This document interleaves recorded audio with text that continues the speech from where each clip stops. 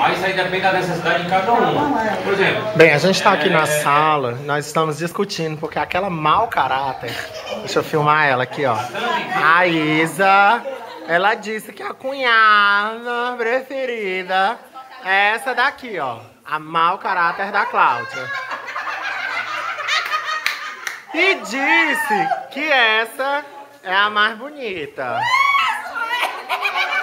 Sendo que a patrocinadora oficial dela é aquela ali, ó.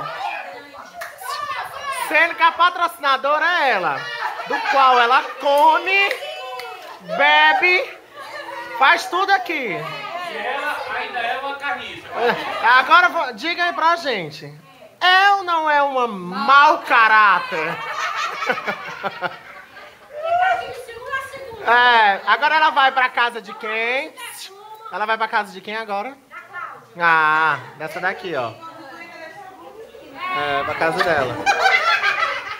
Ela vai ficar no hall. Gente, vocês vão falar.